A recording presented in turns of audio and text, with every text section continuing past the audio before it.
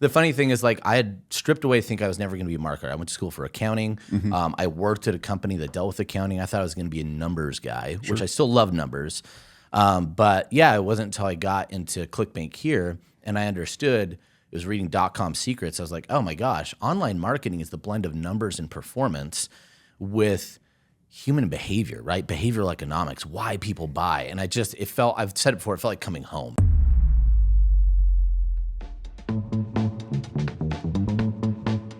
Welcome back, affiliated listeners. I am Thomas McMahon, your host, and here with what I think is the most special episode we may have ever done, with the most special guests we've ever done. I got to say it's the most special because I'm hosting, not Kyle, because Kyle Kostechka is the guest. Welcome, oh my sir. gosh, I did not know this until you brought coffee, and so I was just really surprised. This has got me. I'm surprised. This is a special episode. No, I want to spring it on you. I didn't want you to prep too much.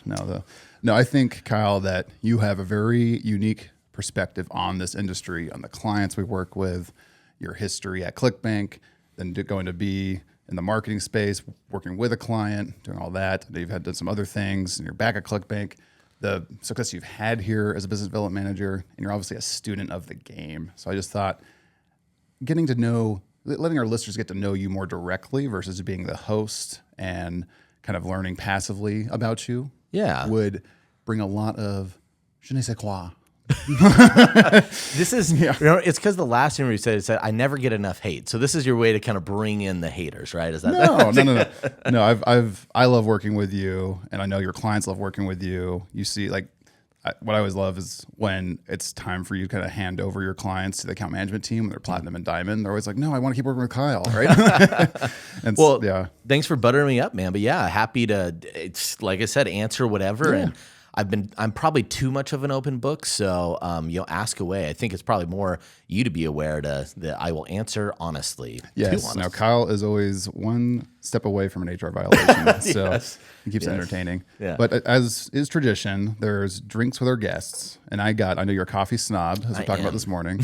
So I swung by my wife's favorite coffee place, which is District Coffee, just down the road here, the little pop-up stand. And like you said, I got an espresso. Yes, an espresso. So you can see how well they do. Mm-hmm. And what I got here is a cardamom latte. I haven't tried it yet. So we love this one. I got it because it's kind of like a Mexican mocha a little bit, where it brings the spice. We have our history of spicy foods. Yes. It's not going to be spicy, obviously, it's cardamom. But it's got that nuanced layers, which I think you bring a lot to. There's many layers of Kyle, many versions of Kyle. And yeah, I think it was a good representation in a coffee latte format. I love it. Even better thing is cardamom is so common in Middle Eastern flavors, which happens to be my favorite cuisine. So, this is beautiful. Is that a good espresso? You said it was good. It is, yes. They did a very nice job. It's very smooth. It's clean. It's not too acidic. That's what you get a lot around here is burnt acidity, which I don't enjoy. And for those that if you ever go to a place that has a lot of sugary drinks, it's because their coffee beans are burnt to hell, and they probably press them too hard, cook them too hard, and pull too long. So you're getting a really acidic, sharp, gross, burnt espresso. But when it's not that way, it's delightful and amazing. That was really, really good. And this cardamom latte is fantastic. And this cup is for yours to keep. It's one of their, I don't know why they have a Memphis Tiger logo. District Tigers. Yeah, but we'll go that. But yeah, this is insulated mug for you, so you can get beautiful, man. Well, this is. I feel so special. I don't think I've ever felt this special before. It makes me feel like it's my birthday, Thomas. Yeah. Well, I appreciate you. Awesome, man. I was curious. How did you get into coffee? I'll go real deep with you guys. Ooh. So my first cup of coffee I had out of immediate distress. So I had my first asthma attack. I struggled with a lot of respiratory issues as a kid. I had the croup. I'd get croup really bad. One time it resulted in me being in the hospital for about 4 days in this like bubble boy asphyxiation tent. But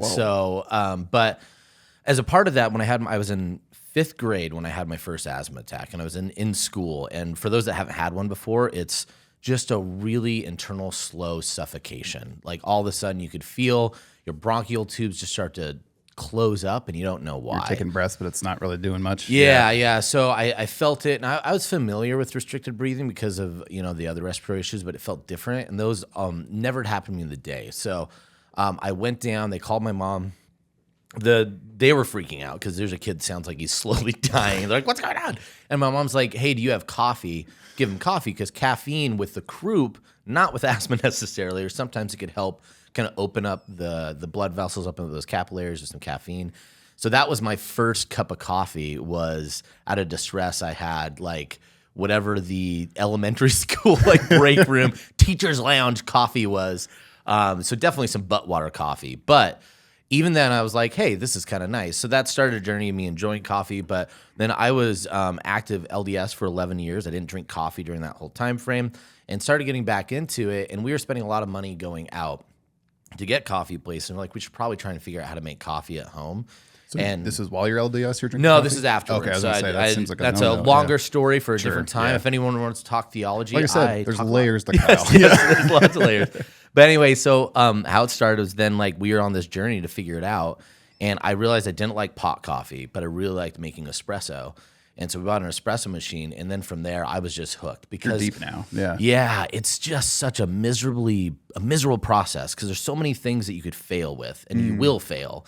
And then you got to try again. And Have you mastered the latte art yet? I know that was No, something so not mastered, but have you? I've gotten I could get it close to it, but there's a gap there. I'm literally just there's actually a local coffee shop that'll do lessons, so I'm just gonna go there. I've been my wife was getting really annoyed because you go to coffee shops I liked, and I immediately was like, hey, how'd you do that? Can I pay you money? And I want to come back there sometime, even when you guys are closed, and I just want to learn. Like, teach me like you teach one of your new people. And they just look at me like I'm trying to like kidnap them. Just go get a job as a barista for like a week. I should. It's moonlight. Yeah. Yeah. So I'm still kind of like I can make and I get it's just the art piece. So I even have the foam. I finally got it to the right level, and then I just don't know what to do or how to practice with it. And YouTube has been unfruitful. So I just need somebody to like ghost me into it.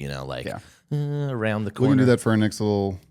Yeah, so once it's of our lunch date, we can go for a coffee lesson. There you together. go. Yeah. There you go. That would be a ton of fun. But yeah, so there's something about the short feedback cycle that it's just awesome, and to get really good flavors and it's not. My wife is great at cooking because it's jazz.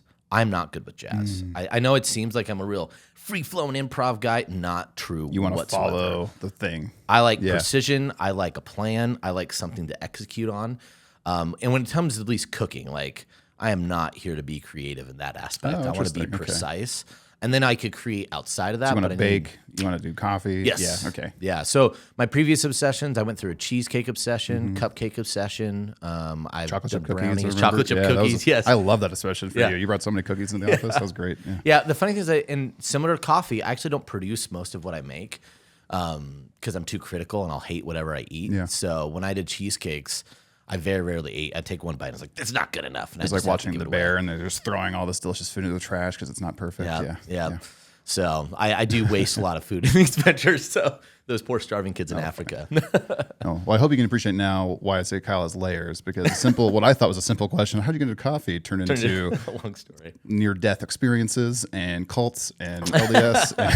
Well, I don't think I had cults yet, but we could always get there. I could see you skimming the surface and you pulled yourself back. Yeah. Well, curiously, we talk about the obsessions, right?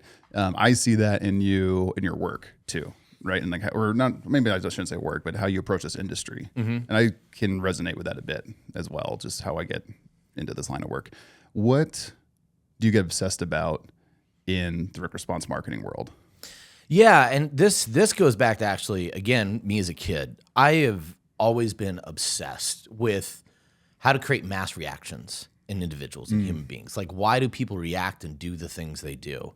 When I was a little kid, I was a twin, and I was basically like super middle child. Not only was I a middle child, I had a twin right next to me that was a different gender, right? So she was the only girl. She's the baby getting all the attention. Then I had an older brother. So I was like extra lost in the middle. But because of that, I was a very observant kid. So I'd sit back and I remember watching adults all the time. And I became very obsessed with how I could get certain reactions from them. And that continued to matriculate when I got older. I became obsessed with, actually, funny enough, ads and advertising and commercials and how they're doing certain things to get people to feel certain ways. It's why I love cinema and things like that.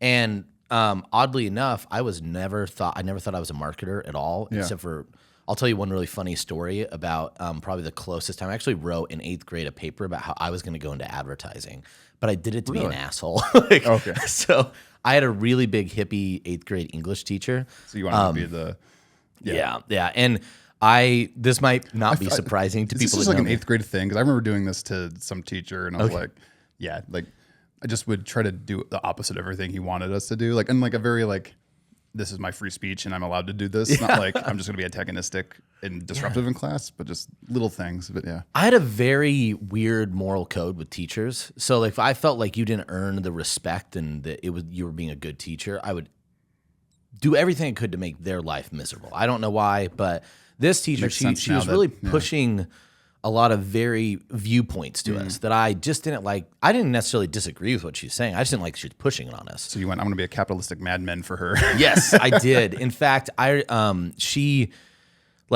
just started the year in the middle of the class and eventually moved to my own desk, isolated in the very back next to her, and still made quite an impact to everybody. So much so that literally the last thesis that we had, like for our final, was write how this class made an impact on you, which is like, of course she would do that, right? You know, so her bra burning liberal ways, that's what she wanted. So, she even said, and it's like, and you could even write about Kyle, which somebody asked in one of my other classes. So a class I wasn't even in, I made such an impact to irritate her. Other classes knew about me. Yeah, the ripple effect. Yeah. Yeah. So, but we had a challenge one time where she thought like TV was like the downfall of Western society. Little did she know it was short form media. The internet. Yeah. Just wait. Yeah. You're a little too early on that one. So she's like, let's see how much people watch TV. So we had like a week to see our average hours. I cleared my schedule to watch as much TV as I humanly could. All my waking hours were just to watch TV, just so I could piss her off. And my last paper was about how she inspired me to go into advertising because I saw the powers of what you could do to influence people for max capitalization, regardless of how they feel, and like all these things. But the funny thing is, like, I had stripped away think I was never going to be a marketer. I went to school for accounting. I worked at a company that dealt with accounting. I thought I was going to be a numbers guy, which I still love numbers. But yeah, it wasn't until I got into ClickBank here and I understood. It was reading .com secrets. I was like, oh my gosh, online marketing is the blend of numbers and performance with human behavior, right? Behavioral economics, why people buy. And I've said it before, it felt like coming home. Yeah, it kind of takes the art out of, well, not out of, but right. If Mad Men was like pure psychology, art, manipulation, or what does Kurt Malley always say? It's the propaganda. Yeah. Right? If marketing is propaganda, it kind of takes it from that to data, right? Like the clicks, the percentages, and you can really start to like hone it in. Yeah. So is that where things were like sparked for you? Or like, oh. It just made sense. Okay. It just made sense to me. So from there, it was just natural, and I just loved reading about it. So one of the funniest things, though, is most of my marketing stuff that I started deriving from did not come from marketing. And to this day, it still doesn't. Like, I study, because really what is marketing and sales is just the art of influence. Yeah. So I just look at things that influence human people. Persuasion. Yeah. Human persuasion. So that's why I became known for studying cults and religions. I've always been curious about that stuff. But marketing's everywhere in every single piece. And so I just became obsessed with it because I just think it's the way my brain works and it's natural. I was doing it without doing marketing. And then when you drop me into this position, it just made it easy and natural. So it's an irritation that I think my family has to deal with, and our marketers get a benefit. That there's probably no situation I don't think about, wow, here's the marketing thing that they're doing, and here's how they're persuading, and then how could I take that and apply it into these realms and these things and kind of make those connections. If someone's interested in learning more about the human psychology, persuasion part of it, is there a starting rabbit trail you'd have someone go to that's not like .com secrets and pure marketing books, right? Is there like resources, things that you like? Nudge is a great book on behavioral economics. Yeah, it was actually used. There's these economists that created a bunch of experiments around like how could we influence governments to get more buy-in from people. So it's like order form things and little things you could do to create mass adoption and big swings. So that was a really interesting book. From there, I don't know. There's a lot of interesting philosophy you could study. I always think of, not to put words in your mouth, but Alchemy, which is more a marketing book, but very much human behavior. I was going to mention that, yeah. Well, the best thing about Alchemy, and that's Rory McDonald, or Rory, is it Rory McDonald or Rory Sutherland? Sutherland, yeah. Oh, so sorry, I was going to say Nudge, the final edition by Richard Thaler and Yep. Cass Sunstein. Yeah. And so I found out about nudge because Richard Thaler is a big economist guy. So I used to listen to Freakonomics and lots of behavioral economics stuff. I actually would tell you just studying behavioral economics books is better education on marketing than marketing books. Yeah. In my opinion. Now I've read like Breakthrough Advertising. It's really good. Like, don't get me wrong. Those classics are really good. But to me, if you want to play bigger games and bigger trends, look at behavioral economics. That's how you could kind of really understand big levers to pull. Than the It small feels like ones. strategy versus tactic. Yeah. Right. If you want like, I need headline ideas and how can I get this? Right. It's like, yeah, sure. Go down Ogilvy, go down like the actual like pure marketing, advertising books. If you want to understand how that fits in a larger context. Yeah. Yeah. This human behavior makes a lot of sense. So that's a really, really good one. Save the Cat was what helped me with copywriting. That was a Perry Belch recommendation. Isn't that a screenplay? Screenplay writing. The thing I love about it, and I was a big movie guy, and then I read the movies that he wrote, and I was like, those movies suck. But what he said, and the whole thing about this, and why it's so key for marketing, and is he wrote screenplays that had mass selling and would get bought, right? So that's a different thing.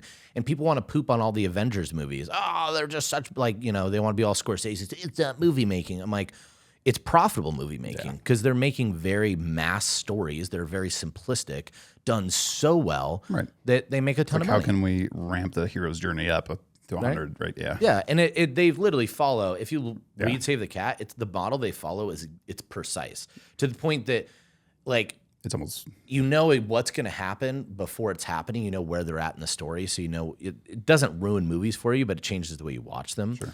So anyway, that's a really good one. That was a lot for me. And I mean, gosh, there's old books in psychology. I started off as a psychology and philosophy major in college, so there's a bunch of stuff I studied, just stuff I read. Like, I wish I could tell you exactly, but it's really a collection of a lot of different influences, right? Like studying like old American literature. Why was this so significant? What about this story meant something to people? What about the journey and the struggle did people really like?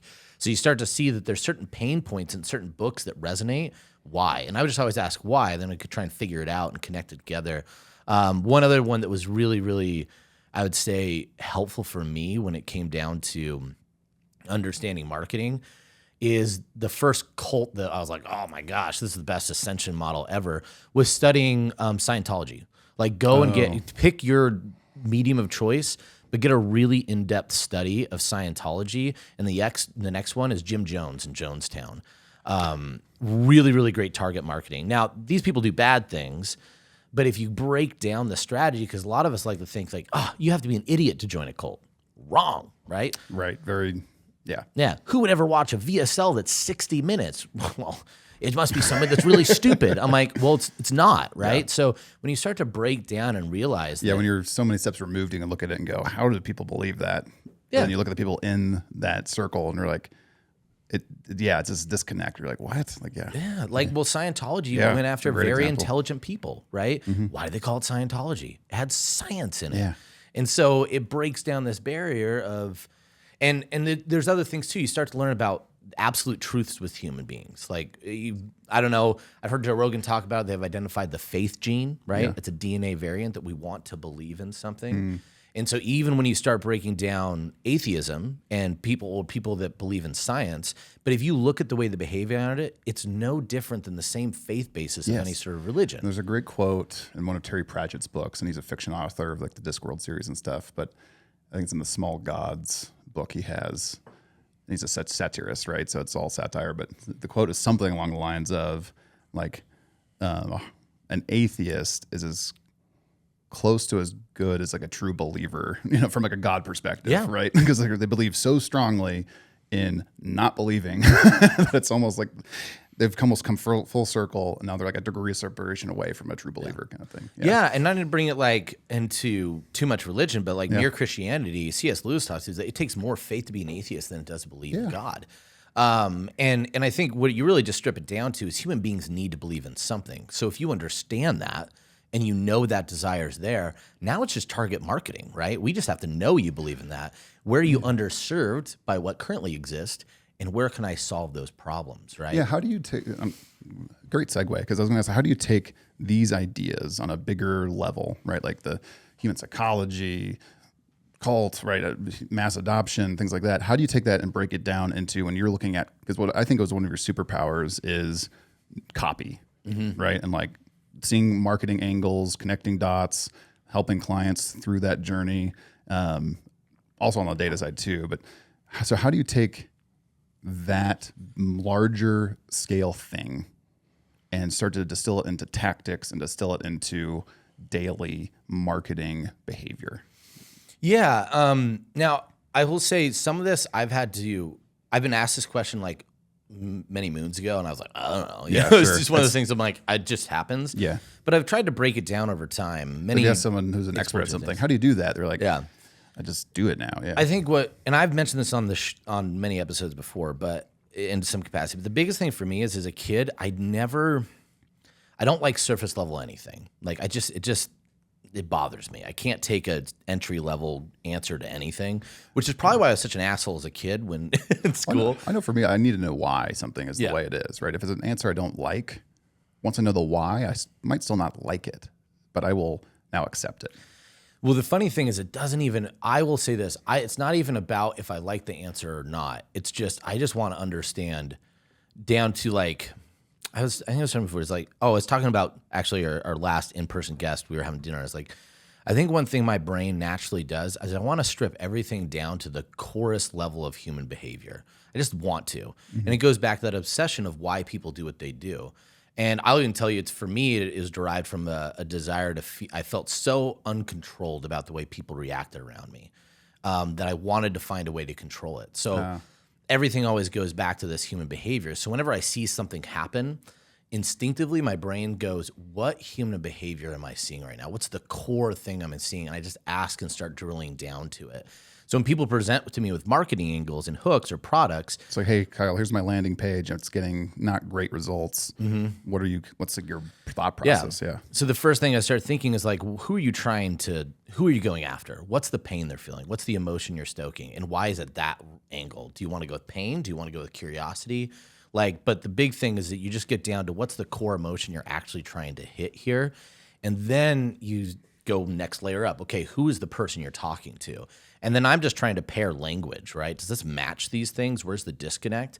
Because oftentimes I feel a lot of marketers replicate without understanding. So from there, and like I'll give you an idea. Like what got me really good at marketing here was because when I got hired, I didn't have a job. They didn't have anything for me to do. So we were during a hiring freeze. So I didn't have a portfolio for 2 months. Oh, really? And our training at the time was 1 week. So I didn't after my first week, and I was it's like you're going to shadow this person for 3 hours, and then this person, and this person, and then have fun. First, I'll never do this. Is really fun. The first thing I learned about ClickBank was Wham, and I was like, I think it was. Which our clients are gonna be like, what the Wham? It's our internal system, but it was one of the things that I was like, what do you guys do? Like I asked the person training, and they're like, and I was like, what's your unique selling prop? And no one could answer. It took me almost 2 weeks to even know what ClickBank's market position was. But neither here nor there. So I had 2 months to just sit around, and I'd come from this environment where I was working minimum 70 hours a week, and more often, much more than that. This is from the finance piece you're in before? Yeah. And so I was like so bored. I was just trying to fill my time. So I would just look at funnels and I would map them out. And I had this notebook, and it made no sense to anybody, but I literally draw pictures, and I asked myself, I saw the same thing across 3 different funnels. Why do I think they're doing it? And I would just speculate, right? And then I'd go back and I'd look at numbers, and I'd see which ones were performing better, and I'd try and understand why. Not look what they did, but understand why they did it and what emotional trigger, based on other things I understood, that they were doing. And so that's kind of how I would say my brain just always worked, is like, okay, if that tactic is doing this, you're seeing why? the pattern. Yeah. And why does that pattern work? Because if I could tie that to the human behavior, now I don't have to just replicate the trick. I could innovate the trick because I just know what human behavior it's appealing to. And I could also go to other areas of marketing or other areas in the world and go, hey, this is the same human behavior they're doing. Why don't we try and innovate it in this way? So that's like, I'll give you an example of I bring this up a lot because it's just one that had real world applications. But when I worked at Craig & Dadette's, we did a surprise bonus with a countdown timer only on our 3 and 6 bundles. and it increased our conversions a ton.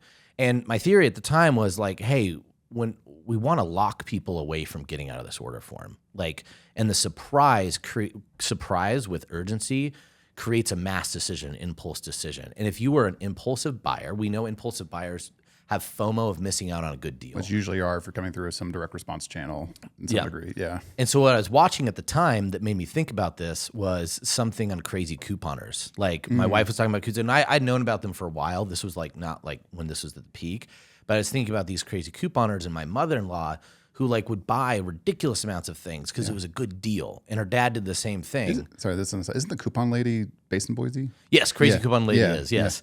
But it was one of those things where I started realizing it's like, okay, it's the FOMO of missing out on a good deal more than actually the price you'll pay. How do we create that? Yeah. And so when everyone comes back from deal shopping, like, I saved so much money. It's like, no. Yes. Spent this much money. Yeah. On things that we probably didn't need in the first place. Mm-hmm. Yeah. It's like, you now have a pallet of yakisoba noodles and you were not going to eat them. Yeah. And it's like, do you want to donate? No, I have to keep my great deal. But there was equity in the deal. That mattered more than what you purchased. Equity in the deal. I like that. Yeah. And so if we created the deal by locking them into the 3 or 6 when they go and check it out, because deal shoppers want to look at the real now prices. they have a fear of losing almost, right? Yes. So it's like, And the countdown timer keeps them there, and now there's something that they're going to miss out on. But again, these are things where it's like you could just say, oh, just put a surprise bonus on your, and then how do you make the bonus right? So you have to look into psychology to see what that looks like to, I think, make better decisions. So that's just like an example, but that was that thought process. Thank you. That's great because I mean, a lot of people see, oh, this person who's better than me in sale, right? This funnel that's doing better than me does a countdown timer, so I'm going to do a countdown timer. Yeah. Right. And that's often as far as they get in that thought process. And conversions went up, maybe. Yeah. But you're taking that more layers of Kyle, right? Down to understanding why is this countdown timer working. And it sounds like you only did that for some of the bundles, not all the bundles. Well, and it worked incredibly well for us. It pretty much saved our media spend at the time. Wow. Yeah. But I'll even give an example. So I then would recommend countdown timers for some other people.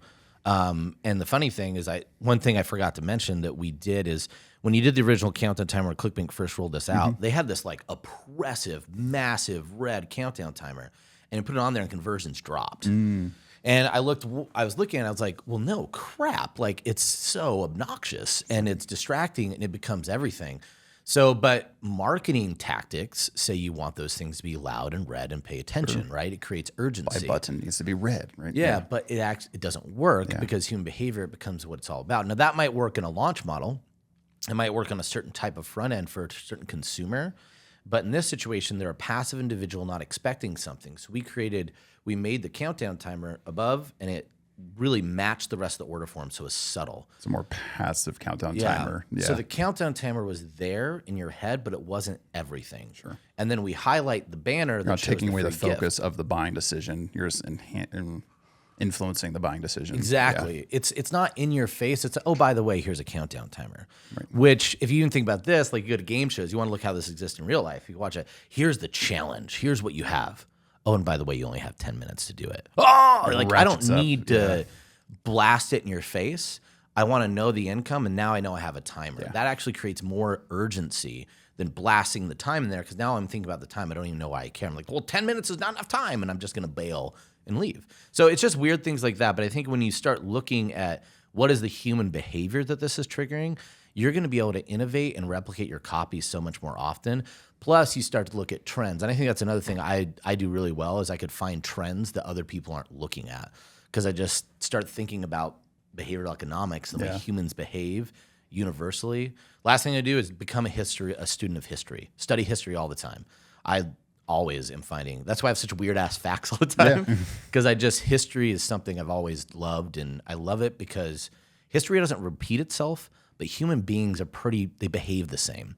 So you could find certain parameters, and that's why I hate history. Our brain hasn't really evolved in 200 years since we've had mass marketing. Yeah, exactly. But, so that's where behavior will always be the same. And if you could see that in history, you can start to predict things a lot better.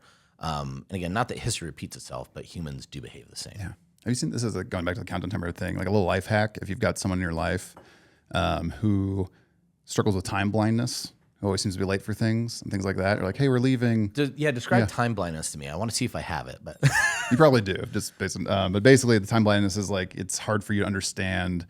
Like you understand what 10 minutes is, but you overestimate either how much you can get done in that time or underestimate how fast it's going to go. Right. Yeah. And just kind of, it doesn't really jive. So it's like, oh yeah, I can do that. And then, oh crap, I'm late. Right. Yeah. You try to pack everything in, or it's just, it's very common, like ADHD individuals and things like that. An example of this is if you tell someone, hey, we got to go in 5 minutes. And then they're scrambling at the end of 5 minutes and they're still late. You're like, what the heck? We told you 5 minutes. If you reframe that to, hey, we're leaving in 300 seconds, which is, I think, the same amount of time, right? But you reframe it in seconds instead of 5 minutes. It breaks apart this like ambiguous 5 minute thing into a very concrete set time of just 300, 299, 298, 297, right? And it's like, oh, that's not much time. Yeah. It shifts it into seconds versus minutes. And all of a sudden they're now initiating going versus sitting there. Okay, yeah, thanks. And they're still doing what they're doing. Oh, I'm going to try that with my son so much because, funny enough, I actually don't have time blindness. Yeah. I've developed it. It's not intuitive. That's because being around a bunch of people that have it, you kind of learn if you're the only person that's aware of time, it's a miserable existence. Yeah. Just like, I don't know if you ever, we'll get another thing about human influence and one of the reasons I became obsessed with it, but Mike Birbiglia is a great comedian and he has this really nice, but he's like, if you are somebody that loves to be on time and values that, you will never marry somebody that hates it. Yeah. So you could hate them all the time and be nothing but miserable. And so I lived that life for a long time when my wife and I first got married. And I learned that I'm like, if I just stop caring as much about being on time, I will enjoy life better. So funny enough, like I could still, normally what I would have done before, if it was 5 minutes, I'm like, we're ready before 5 minutes. So I'm not even in this situation. But I just value being on time less, so then I seem to be more blind and just don't care. But that's really interesting. I like that. But yeah, the perception shift is so key in terms of that's again understanding the mind, understanding the target demographic. Yeah, it's how that things shift in someone's head. So you mentioned this, but right. So you came and worked for ClickBank. You left. Yep. How dare you? You traded. Worked in the space, and then you've come back to ClickBank. Can you break that journey down? Yeah, so I was an account manager, and I, really didn't know what the next step was, but I really loved marketing, and I felt like I wanted to do it in person. And one of our top clients at the time, I was working with them. I was helping them out a ton with a lot of the things we're talking about, optimizing, and then their director of marketing left. To go start his own thing. And so it was at a TNC. They sat me down. I thought it was just a normal client meeting. And they said, hey, we're thinking you'd be a good fit for our director of marketing. And I was like, wow, this is crazy. So did it for a year, and it was an amazing experience. Learned a lot over that time frame. I also learned at the time, I think just with the work-life balance, and then also being a director of marketing for a personality is a very, very different thing than being one for like just a generic brand. When you have an individual that you market for, it's a different game. Because now I'm not just marketing to an audience, I'm marketing to an individual to market to an audience. So right, you're trying to almost, this maybe is a clunky metaphor, but you're trying to like guide the ship without actual control of the ship, if you will. Right? Yeah. And it was a lot of learning. I learned a lot, and I think some things I go back and think if I could go do that differently. I learned a lot about having a stronger voice and feeling more confident in what you believe and what you know. At the time, I didn't, right? I was still so new. I felt like my ideas weren't necessarily as good as they probably were. Was it like imposter syndrome, where it's like 100%? Yeah. Okay. Yeah. I mean, I think only recently I've started just letting go of imposter syndrome. And we could circle on that a little bit later. But so I learned a lot during that time frame, but I'll tell you, I was very overworked at the time. It was getting to a point where I know it was affecting my actual performance and affecting like work-home life. And it was at I think it was an ASW, and it was with Dom and Shannon. And basically they sat down and they offered me more money for less work. And I was like, yes. And one of the things that got me most excited was being able to work with multiple different offers. To come back to ClickBank.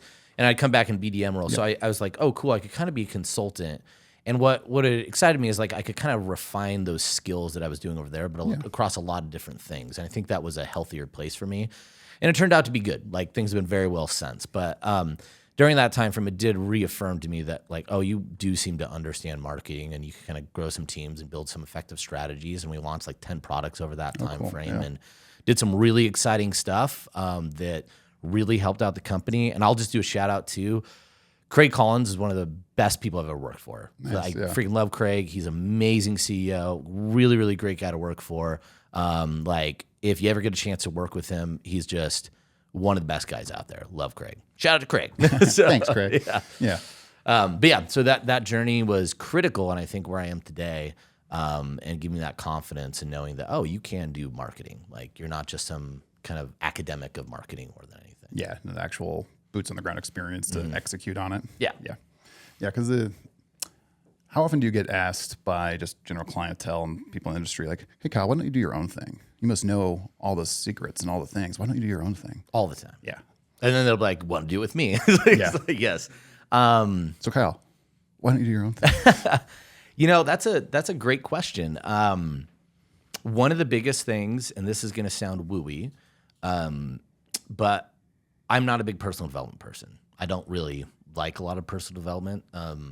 Normally, I feel like I read the first 2 chapters of any personal development book, and I was like, well, I know where this is going. And it's very true. But the one personal development book I recommend to everybody that truly impacted me was The Alchemist. If anyone's read it before, amazing book.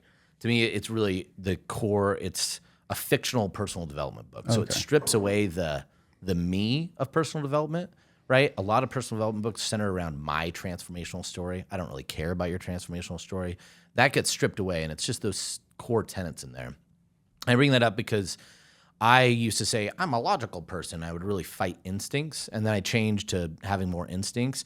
And The Alchemist was a big one for that of what feels right. So one of the biggest reasons for me that I don't do it. Is this by the Paulo Coelho? Yep. Yeah, okay. Is I haven't had the feeling and the draw to says that this is the right time. This is the right opportunity. So oftentimes I think when it's right and it feels right, I'll go. But it has to be something that feels right. And I'm also, I don't know, I find myself the more lately, I've been really driven by like bigger marketing efforts, like big things where it's not a 7-figure move. It's not an 8-figure move. What are 9 to 10-figure moves that you could do? How could you be a part of something like that? Yeah. And that gets me more excited. So I think, I don't know, if I ever jump, I hope it'd be something that has a big billion potential to it, because that sounds like fun. Not even the money. Actually, it sounds weird. The money wouldn't even be as fun as like the being right about something. I think I told you this. I've learned recently, I'm less motivated by money. I'm more motivated about being right. That excites me so much more, which is not a good negotiating tactic. That's not a good thing to say out loud, but it's there. Kyle, do you want to be right? Yes. Have I got the opportunity for you? Yeah. You can be right all the time. That makes a lot of sense. Just putting how I've seen you operate more contextually, kind of thing. And yeah, and like, right, I think we're in the fortunate position on the sales side, right? We can make some good money, hunt what you kill, right? All that kind of stuff. You've done great growing your portfolio at ClickBank. And so your swings, even if it's not fully money motivated, can be different, right? It's like, is that really the right play from an economic point of view, but also just from is this what I want to do point of view? Like I said, you've had the experience working as a director of marketing. It's like you probably worked with other people in some entrepreneurial ventures. It's like, the blood, sweat, and tears have to go into something. So if it's not like a 100 out of 100, it's probably a 0. Yeah. And that's good to put it. Like I've tried doing the partial, and it's not good for anybody. Like it's not good for me. It's not good for them.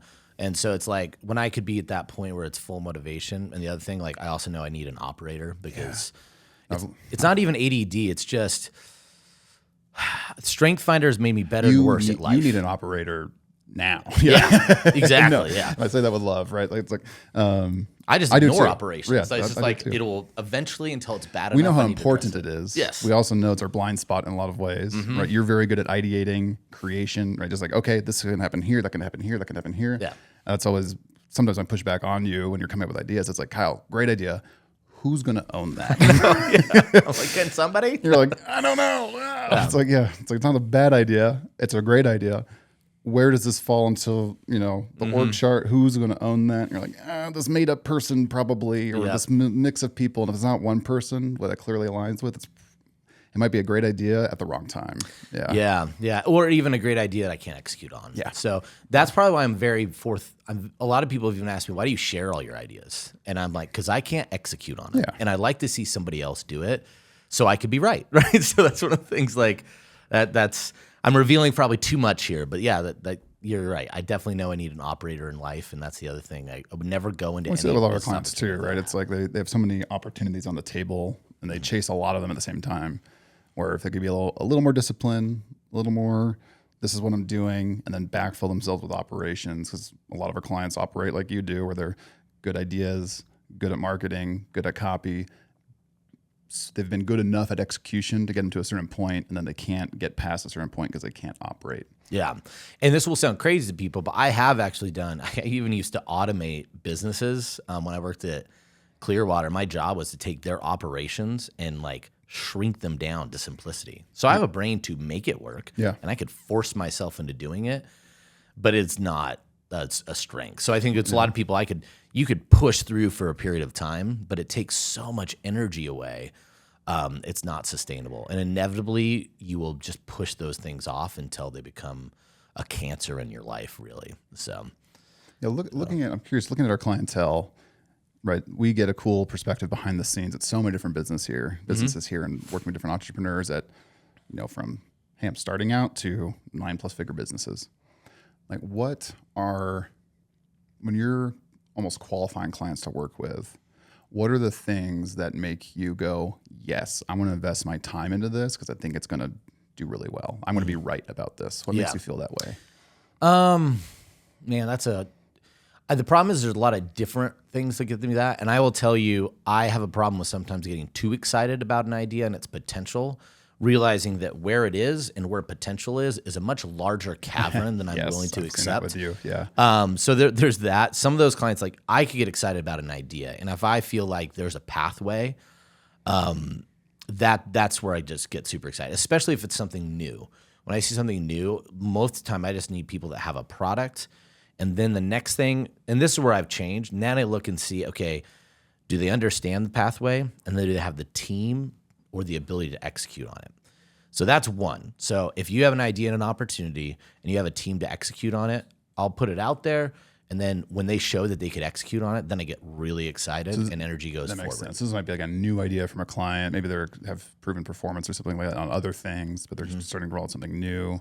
Is that kind of where that shows up more often? Yeah, a good example is when I was really pursuing digital, right? Mm-hmm. I was like, I think this is big. And it actually started with manifestation. So when we started seeing a lot of manifestation offers, I had seen that it was an untapped vertical. Here's this vertical that has very few offers that are very, very consistent. And then I saw that it could work on paid social, and it just came down to an AOV equation. It's like, okay, how do we increase AOV? We could look at all these other funnels. Anyway, I found somebody that understood the vision, knew how to execute on it. We were both on lockstep. And then it just came down to recruiting other people in the vision, right? That was perfect. I knew that I could excel at that. And so when I see those types of things where the team could execute on the idea and we just have to go make the market, that's when I get really excited and go into those things. It happened again with BizOp, similar thing. Saw, holy cow, you're getting this opportunity. We just have to get somebody else to agree with us. Yeah, you've really been like the invisible hand of ClickBank over the last especially in those two niches in particular. People are like, wow, this niche is blowing up. They probably don't realize Kyle K put that together, right? He got the first offer off the ground with someone, put it together, and yeah, you're right. You identify the person. There was maybe one or two missing parts. Is usually the traffic piece. Mm-hmm. You knew you could solve for it if. It was almost like an EPC equation if that was solved for. Yeah. And once that happened, boom. Yeah. And they don't all work out, right? I'm not saying all my ideas work out, but no, very few of them. Yeah. Very few. But when they work big. Yeah. But I would say when I have those things, that's when I get really excited, right? Yeah. Because it's also bigger swings. And I'll say this way, the bigger swing thing has happened because I realized that I am deficient in operations. Mm-hmm. So I'm always chasing big, easy money. And it's not that it's really not that it's easy money. I know that's a really insulting thing to say. I don't think so. But it's just like in a sales role, I think you have to look at it that way if you want to hit big goals, right? Like it's like I had to start realizing, what do I feel guilty getting paid for? Because it felt so easy that the effort doesn't justify all the commission I'm making, right? Because at first it was like almost a limiting belief where it's like, I can't, it's like, oh wow, I'm making a big commission check. I didn't really do much for that specific client. But what I did do was identify the perfect fit for ClickBank because it was so easy, because it was a great fit for our core market, right? So it's like this disconnect of, no, your comp plan is incentivized for you to go find the easy wins. Yeah. If you're beating your head against the wall for every single thing you're onboarding, it's probably because you're onboarding the wrong things, right? So it's like, what are the easy wins you can get? And this applies to any business. If you're an entrepreneur, it's like, what is the easy win you can go get? Because that is it's like the capitalism mindset. That's the market showing you that's what people want. Yeah. When people always talk like blue ocean, this and that, whatever, it's just, I think entrepreneurs, if we really break down entrepreneurship and we look at direct response marketing, this is what I've always thought about direct response marketing too, that's so brilliant, is it's the tip of the spear of innovation. Now, some of that innovation is to do things that no one wants you to do. Do you think it's the tip of the spear of innovation? I think it can be. Yeah. I think because they're nimble and they can move faster. So when you get large companies, they have money to move markets sometimes, and they have data, but they also are always a little bit behind, right? Now, once something comes up, they have enough money to dominate whatever trend or thing is discovered. But they're big. They're like big ships. They don't move dynamically. Online marketers, especially in the direct response space, and I think small entrepreneurs, they have the nimbleness to move around and change directions before a big ship like corporations can. So I'd say they aren't always the innovators, but they have the potential to be. I think I'm just jaded because I just see all the people that funnel hack, and like we said earlier, just they're not really executing against that kind of mindset. They're just, what's working? I'm gonna spy tool. I'm gonna rip it off. I'm gonna see this funnel. I'm gonna rip it off. And I guess I don't know. It's like that. I bet if you thought of some of the best media buyers out there and you compared them with agencies that are doing for large corporations, the things that those media buyers are doing are much more innovative than what you'll sometimes see from large corporations. Sure. Yeah. Okay. And so that's more what I'm saying is like sometimes the tactics and ways that people think about things or trends. Like I'll give you one that I was just looking at with a client the other day in terms of Google search trends, and then realizing I'm not seeing this, at least in large scale, anywhere else or being talked about. In fact, the content that pulled up when I started looking for it was the exact opposite of what we're seeing actually happening. So those things get me really excited. This is where easy money opportunities happen. It's basically when I always think about it like rocks. And when rocks shift, what happens? Openings come up. And through that, things could either go up or down through those openings. But they're going to open up for a period of time. And when I think about innovation, it's like that. When you find market shifting, that means there's going to be something that opens up a blind spot. And if you see it, you could go up through that because somebody else is falling down. Because everyone else is looking at the spy tools and the trends, right? Okay. Yeah. And so I'll give you an example. And I pepper these things out there because I'm like, I really think these are things people should focus on. Yeah. What trends is Kyle seeing? So we know that I think there's a lot of things look at the market right now that we should really be paying attention to. So divorce rates, even though people thought they went up over the pandemic, they didn't. They actually went down. And we've seen a downward trend in overall divorces over an extended period of time. I know that, yeah. Things that did increase, at least from a content perspective, there's a lot of talks about open relationships and this and all these things. And millennials aren't getting married anymore. So it's yeah, and then people aren't getting married. But you also see things like dating's incredibly hard. Dating apps are creating a lot of dissonance. It's creating ease of transferring to relationships, but most relationships aren't really, really strong. So the other thing we're seeing is, and this is something I talked about a lot and still talk about, our economy has so many signs of a recession without actually being in a recession. So this is just my economics brain, so I'm always looking at those things. But car loans are defaulting more, right? The credit card debt is climbing at an alarming rate for younger generation. And the reason you're not seeing it be a recession is because it's a wealth transfer shift.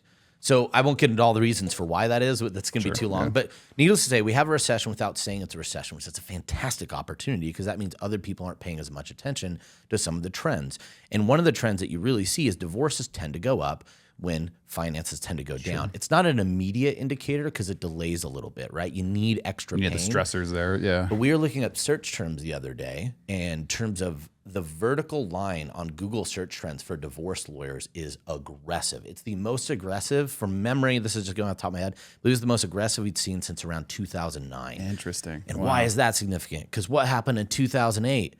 The crash. We had tons of people that are in really, really financially rough times. Divorces. And so now they're shot up, blaming yeah. somebody, and so now they start getting divorces. Then from there, it's been on kind of a decline down. And the other time we saw it increase was in 2016. What was substantial about 2016? Besides, we did have the economy wasn't in a good place, but there's another thing that happened. What happened in 2016, Thomas? I'm totally blanking. Trump. Oh, Thank okay. you. I was Trump like- got elected. It's like it wasn't A COVID. a very divisive individual. Sure. So Yeah. we now have both of those things You voted for coalescing who? at the same I'm time. out. Yeah. And so I would be like, boy, if you look at products that could address divorce, recently divorced people, people almost getting a divorce, people wanting a divorce, right? Everything in that market around relationships and knowing that finance most likely played a massive role on that. I won't get into all the different angles, but there is something there, and it's likely not being addressed by your peers. So what's your hunch now? So divorce, so around all that, like what's your guess on the trend and what's it going to mean for the market? think, and I've been saying this for a while now, there's one client that started doing this his own They run traffic. CPL ads for divorce lawyers. I mean, Yeah. you could do that. Yeah. I would look at relational recovery stuff. I'd look at any of my products that could address somebody newly single and those concerns. Whether it's BizOp with finance because you're Emerging going to make market, some money. Yeah. Whether it's how, like, listen, if you do parenting and education stuff for kids, what is about the newly single parent, right? Like that's going to be a real thing. How to date with kids. These are products and lead gen products that could bring you into bigger stuff. Yeah, there's so many you info start products focus out on. there, and like, Yeah. yeah, okay. And then I'd say the other thing is and I've been saying this for a while, but why did we see digital start to rise up? Because our supplement markets and who they go after is it's been a shrinking demographic financially, but it's not like the demand goes away. So we know that digital has a lower entry point, so I could buy at a lower entry point to build trust. So I think again, there's this market where people aren't addressing Do you economic think like concerns. I know that when we started the ClickBank, the dating niche was a lot bigger, just for like the the digital dating products. We don't mean like the dating sites necessarily. We don't really sell Yes. products like that. We sell more info None of products those. on dating. But I'm looking at camera. Nope, no. Yeah. But I guess, are you guessing that those dating products are? I mean, I imagine if we got divorced right now, you and me. No, Our marriage. no, in our marriage, yeah. But like, right, I'd be lost, right, in the apps and all this. Like, how would I even? I don't even know, right? So I can imagine there's an addressable market for men and women of how to even date in this space. If you've been married for over 5 years as a millennial, right? It's like the So I'll give landscape you. shifted so much. I'll give you one that, and yes, there's lots of products in there, but I'll give you just one real straight example. And I will tell you this. I remove my morality and what I think about this all away from it, just from a marketing angle. So I mentioned before, You're a dirty capitalist. we've had a lot of people. Well, I was going to say earlier, sometime afterwards, we're going to have to talk about this whole money guilt thing. Yeah. I just don't seem to have that. I don't know if I ever feel guilty about anything involving people giving me money. So I've overcome it mostly, but Yeah. yeah, it was definitely Yeah. there for a while as I started making good money, quote unquote, Yeah. as a BDM. I was like, oh, I don't deserve this. yeah, The we'll talk whole about that imposter some other time. syndrome So stuff. this is an emotion Yeah. my wife and my son have, and I'm trying to understand it. So I don't get it. Yeah. So I'm trying to figure it out. Anyway, so let's go to that example, right? I think the bigger thing is we also saw this trend of like open relationships or people being more like sexually free seem to be very popular in the pandemic, and it's kind of reverted back. But the interesting thing is it's publicly you can't talk about that. We've also seen a rise in the idea of what I'd say a more conservative social viewpoint, right? A lot more like any athletes. Think about this. When athletes win anything, what's the first thing you hear out of their mouth every single time now? When an athlete wins something, or Yeah, when the any market- athlete interviews nowadays, what is the first thing the last 2 years, I'd say last 18 months, has become so prevalent with everything. Like every interview starts off with this one thing. Man, I'm just realizing how little media I consume. Okay. So, yeah. They all thank God. Oh, that's Now, coming back. Okay. Yeah, but in a way that it's like it would happen, but sometimes I do it a little bit later. There would be oftentimes interviews that wouldn't even come up. Now is at the forefront. It's the first thing. So we've seen this like reclamation of what we'll call traditional values. The issue though is that's coming off of non-traditional values being very popular. Those things collide. And you know what they've resulted in? men and women cheating on each other and trying to find other relationships. So I was talking to the guy that was big in the dating world. Ashley.com's coming back. Yeah. But here's the thing. We also had, one of the reasons lots of those things got heard over time is because you had the Me Too movement. It was so morally reprehensible, and it wiped a lot of that stuff away. The demand didn't go away, just it wasn't as publicly facing. Now this stuff is really coming back in full force because the demand's there, but you have to see them like, I have a traditional family values. And I'm not trying, again, this is just the way it's happening. So, but one of the biggest sellers back in the day, at least the most profitable dating clients, were older men that wanted to connect with younger women. I would tell you the market for that right now. The Bill Belichick dating app. Yeah. Yes, okay, but like legit, if like Yeah. you can't tell me there aren't a line of 60-year-old men that would sign up for Bill Belichick's at least dating life at this point in time.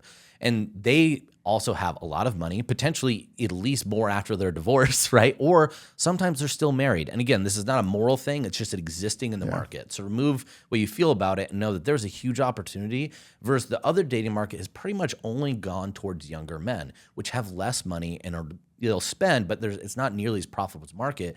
It's older men that want to connect with those younger girls. You also pair that. I always feel weird saying younger girls. And I will spend money. I felt very uncomfortable teaching my daughter to avoid all of this. That's all I think. But anyway, like there's a huge market there, and it's relatively unaddressed right now. So I think things that could, whether it's winning back relationships or going that. How to be a gold digger. Yeah. Or the other thing is you could do the same for females. Charlize Theron just wrote an article, had a thing where she said she recently hooked up with a 26-year-old and it was one of the greatest things ever.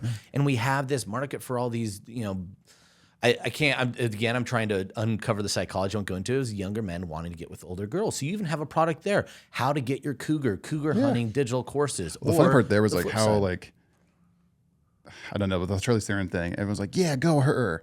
But when the same articles come out about a guy, it's always like, ew. Like, it's like this disconnect. Yeah. But the funny thing is it all depends on who, right? And in the markets, I just put it this way. People don't want to vocally say it, but they definitely want it. That's a direct response winner anytime. I don't want to talk about this, but I really, really care about it. Nice. That's where you could win big time in direct response marketing because people pay a premium to pay for those products and not tell anybody they have them. Yeah. Digital fits better with that physical because if you have physical, now you have something that creates evidence that isn't digital and easy to hide. So I think those are some real opportunities, again, just in the shadows, to make some money, and we're seeing the trends go with it. I'd say you've been spot on. You've gone down similar conversations with me, not recorded, right, about digital, about BizOp, in the last 2 years kind of thing. You've nailed those. So I think you might be spot on with this. If anyone's listening to that, quickly, is there another trend that you're kind of seeing, you're like, love to sink your teeth into more or have a client sink their teeth into more? Yeah, so this is what I'm working on right now. And I know I've talked to some other big creators out there. So I'll be relatively brief. I'll just say I think we've really hit, I think, not a market saturation point, but a very aging market trend on kind of we'll say the brandless, faceless VSL, right? It's compelling information. It's really, really drawing. It's becoming very difficult to write and optimize on, right? You have to be playing at a very high level to win. Yeah, the aggressiveness is just ramping up, Yeah, and that tends to be like, if you look at any late stage trend, it tends to fit that way. Yeah. And that's not to say there's not value, there's not market in that. But what I think is we're in a situation where people are inundated with so much stuff, and we have been fed distrust for the last 5 years in Western culture. Think about this. We've been told to not trust anything, but trust everything we consume on the internet. People are miserable. They're looking for clarity. They're looking for trust. So I really want to see a trend that I would focus on in the health realm, low ticket, high trust, high authority individuals that are selling low ticket digital and ascending them into high ticket supplements, high ticket coaching, or other stuff in the back end. But you're leading with what sounds crazy, low ticket digital offers, and kind of whether they're through challenges and other things. But I think putting that through high performance could change things. More my brain one is partnering with like a content creator in that space who has that trusted thing and building a business around them. Is that kind of what you're talking about? Yeah. I'll give you an example of one. If someone wants to test this out, like right now, which is like the one I'm trying to roll out, is like I have a individual, Dr. Ann Trong. She, real doctor, real medical doctor, did something very, very impressive that fits for digital perfectly around fixing her husband's ED issue. It's a really great story. She had a great camera presence. Like let's not go sell a bundle of supplements, which becomes from a compliance standpoint very risky, very challenging, right? You have to be very aggressive. But she has a clinic where she's doing this stuff. She can't be super aggressive. But in digital, you could share that info. So we were able to say in a digital product that, hey, we're reversing erectile dysfunction, because digitally she could do that. And then the supplements in the back end are not sold to fix it. It's, hey, just so you know, these are the supplements that we'd use as a part of the program, and this is what I prefer. Here's mine, right? It's a softer sell. It allows for you to still get, I think, this is the theory right now, higher AOVs, so we could reach that $100 mark to make it go. It might be also like an LTV thing, right? It might, because we might be purely, I think you're talking about maybe upsell 1, 2, but it might even be cross-sell after acquisition, right? So lots of other options, right? And so I think that's one that makes a lot of sense. The other one I'm working on too, and we're working on some client stuff with this. It's not all perfect, but I'll give you an example. This amazing guy named Mike Dolce. For anyone that's an MMA fan, they probably heard the name before. He's a weight loss coach. So basically he gets people to cut weight in really impressive ways. Like he had Chael Sonnen cut over 20 pounds in 24 hours. And having really, really good recovery time afterwards. Now, some could say that might have been because he was like taking more juice than freaking Minute Maid, right? But whatever. But still, he was doing it better than anybody else. And what he taught has now become the standard for cutting weight. What really stood out to me is we have a lot of people with Ozempics and things like that carries the market. It's a higher price point. It's got a lot of side effects. But I remember I was telling my wife about weight cutting. And like they take years off their life. She goes, they lose how much weight in that amount of time? She's like, can I do that? And I'm like, I just said it takes years off your life. And she goes, my question didn't change. So I'm like, okay, all right, there's something here. So and so that's another one where if you come in with a low ticket digital that offers a promise of rapid weight loss to end towards a goal, whether it's, hey, that date, right? You have to get on the dating apps. You want to have your divorce diet. Here's the divorce diet to quickly shed pounds. You could package it in so many different ways, but he has supplements on the back end. He has high coaching. He has a community. All of a sudden, we could take a high authority individual that has a unique proposition, put them into digital offers, which our marketers know how to do, and funnel in a lot of high ticket traffic or high quality traffic that isn't going to get your account shut down, is going to have a basis that has a lot of credibility, but could still convert well. I think that's really the era that we're going to see over the next, I would even argue, I think we'll start seeing the latter half of this year and big into next year. And I would tell you, if you're kind of scrambling and thinking, gosh, it's just getting so hard, go find somebody like that. I'm not saying it'll be perfect. You probably strike out, but those are the things I think we'll really start to see. I think, forgetting the term for it, right? But if you're aware of it, you don't have to go aggressively search for it. If you're just even aware of this as a trend, you'll probably identify opportunities now more often, right? Yes. So it's like, I'm looking for Corollas and I'm seeing Corollas everywhere. And they are. That's a terrible example because Corollas are everywhere. There's a word for that, though. Do you remember that word? It's super complex. Something bias, cognitive? No, it's not even a bias. It's like this one weird phrase. Yeah. And it's like when you buy a car, you now see that car everywhere. I used to know this. Yeah, but it's that kind of thing, right? So if you can hear this, you don't have to, I need to go do this, but just think on that, let it seep in, and then as you identify opportunities, start pulling on them. Yeah. Hey, is there something there? Yeah. And then I won't share this for this, but I'm going to tell you sometime. I'll have to share with you my big traffic idea. But we'll save that for the next episode. I don't know if I'll ever share it on an episode. It's that big. I'm going to get it. Okay. Well, Kyle, thank you. We're crossing an hour mark here. I could chat with you for hours, which we do every week. But sorry, I'm such a gas bag. But this is cool. Exactly what I was hoping for. So I trust that our audience was able to tap into your genius a bit more here. I know you do a great job of bringing out the best in our guests, and I wanted you to be able to highlight the genius that you are in the space that you operate in, because I'm really impressed with how you execute, how you help your clients succeed, all those different dots you're able to connect. Thanks, man. That really means a lot. It's just I'm really surprised by it. I'd say I'm struggling to come up with the words of appreciation, but this is really cool. And we didn't even get to talk about comedy and how much I think about that in terms of connecting to marketing, but that could be for some other time. Yeah. I'll inject it in there. So. Let's say you always do a great job at signing off. So I'd love to put that back into your court. Oh, yeah. Well, now I'm going to say, though, I'm going to have to surprise you with the same version of this. Break down Thomas's psyche. Yeah. Well, guys, I guess I'll say As we sign things off, I'm going to give you two things. One, we're entering the mid part of the year where it's a transition time frame. We're actually, and the funny thing about this, saw this yesterday, we are closer to 2050 than we are the year 2000 at this point in time, right? God, so why did you say that? Well, I think it's important. This is one of these things. As we look into the future, I just challenge all of you guys to do what I talked about today, which is just get better at asking why. Whether it's you're interacting with people, you're interacting with yourself, and I think the best why starts internally. But I think one of the brilliant things about why and diving into it is if you could get down to human behavior at our core, the world becomes a much nicer place and a better place, because all the layers we put above just humanity and who we are as human beings create a lot of barriers. We feel like we can't fight, whatever it is. It just creates all this distance and nastiness, especially I think now in the digital world. So I hope the biggest thing with this interview is I gave you guys a little bit of why. Take that, channel it in your own life, and ask a little bit more why to the people around you and yourself. And I think we could just find the world be a little bit less angry, a little bit less loud, and hopefully a more tolerable place for all of us to be. So with that, though, what do we tell the people, Thomas, anytime they leave?